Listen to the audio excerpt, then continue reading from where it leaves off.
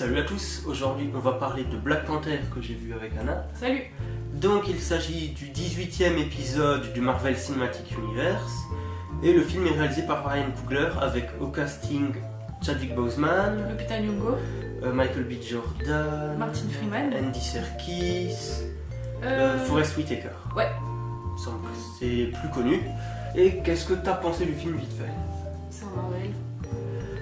Alors en plus du fait que ce soit un Marvel, moi j'ai quand même quelques défauts à lui reprocher, enfin supplémentaires à lui reprocher. Donc je le refais.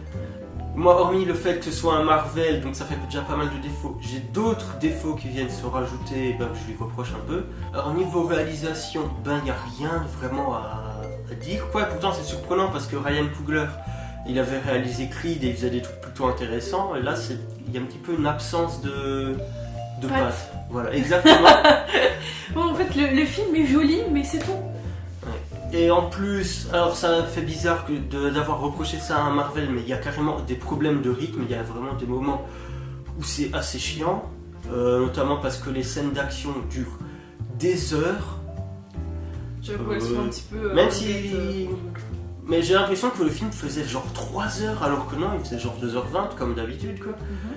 Ouais, pourtant, c'est même pas que les scènes d'action empiètent sur le développement de personnages, il est bien fait, c'est long, c'est très répétitif en fait. On a l'impression de voir la même action au moins. C'est clair, en fait, il y a 2 scènes d'action, c'est quasiment les mêmes, putain. Mais par exemple, tout ce qui est la course-poursuite en voiture, qui est vers à peu près 45 minutes, il me semble.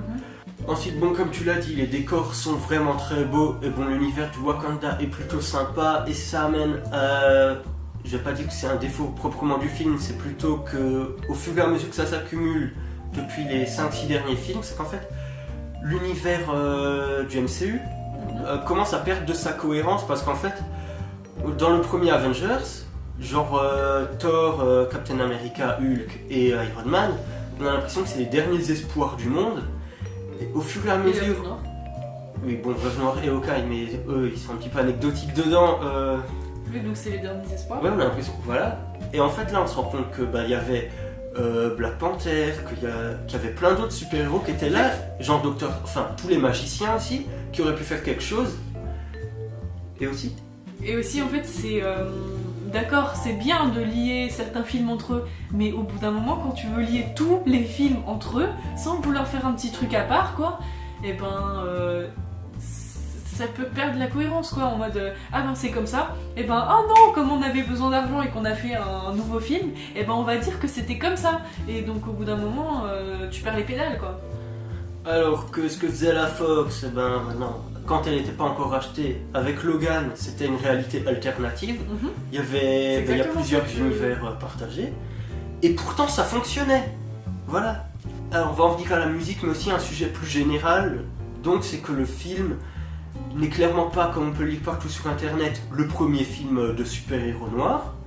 Et c'est pas une mise en valeur de l'Afrique non plus, parce qu'en fait tous les acteurs, c'est des acteurs soit américains, soit britanniques. Toi, c'était à quel film de super-héros noirs auquel tu pensais? Blade. Blade, c'était parmi les premiers films de super-héros modernes, et ça mettait déjà en scène un héros noir. Moi, tu sais à quel personnage je pensais en premier? Hancock. Et en plus, il prend un pays fictif, donc du coup, ça va pas vraiment mettre en valeur un pays africain, ça va juste mettre en valeur quelque chose qui est imaginaire. Du coup, on n'est pas tellement dans le réel. Et donc, j'en venais à la musique. En fait, on a le morceau orchestral, et derrière, il y a des percus de trap.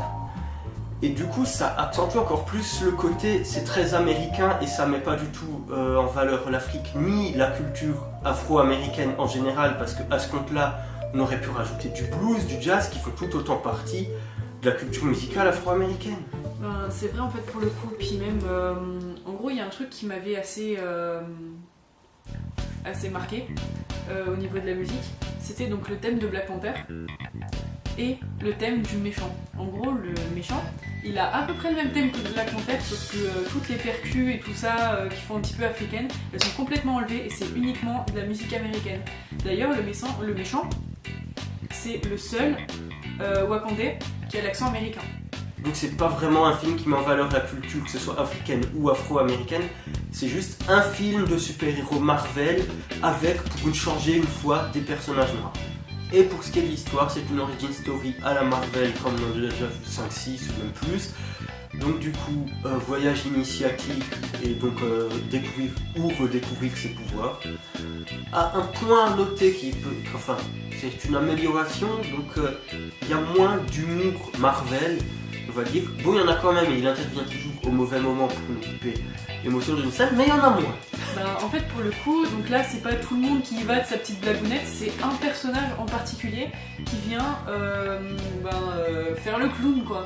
C'est un personnage qui fait du comic relief et c'en est pas 5000. Donc, je crois le personnage de la petite sœur de Black Panther. Moi, en vrai, cette petite sœur, je l'aime bien.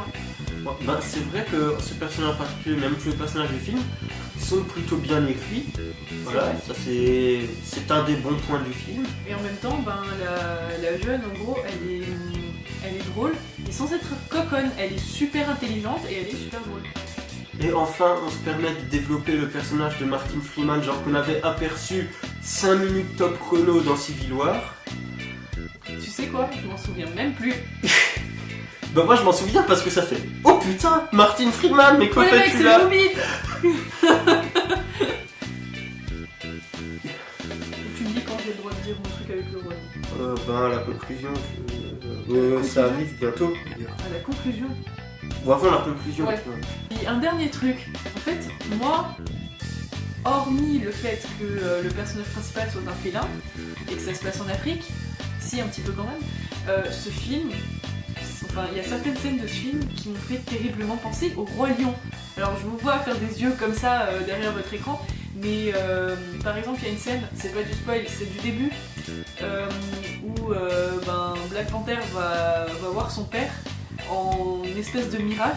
Donc en gros il y a un thème assez reconnaissable et assez dramatique, et assez joli même. Donc il y a la rencontre avec le père décédé, il y a la nuit sur la savane africaine, il y a les félins dans les arbres, et il y a le n'oublie pas qui tu es. Genre c'est vraiment... Moi ça m'a totalement fait penser au Roi Lion en fait. Alors pour conclure, je trouve ce film pas vraiment ouf. Par rapport à l'année dernière, en 2017, les Marvel étaient pas vraiment décevants. Il y avait des bonnes idées. Je l'ai pas trouvé décevant. Non, pas décevant, mais... Non, franchement, celui-là, oubliable, c'est vraiment un film que je regarderais peut-être pour m'endormir une fois. Mais il y avait rien... Il y avait aucune prise de risque, en fait. Et en plus, ça cumule les défauts Marvel qui sont là depuis quasiment toujours. Donc non, vraiment un film OSEF, je le conseille pas fortement. En fait, ce film, moi je le trouve vachement moins osef qu'une énième suite d'un membre des Avengers, genre Thor, Captain America. Je le trouve limite pas osef en fait par rapport à ceux-là. Donc en tout cas, merci d'avoir regardé la vidéo. N'hésitez pas à vous abonner, à laisser votre avis sur le film en commentaire et surtout à partager la vidéo. C'est le plus important pour nous. Nous on vous dit à plus.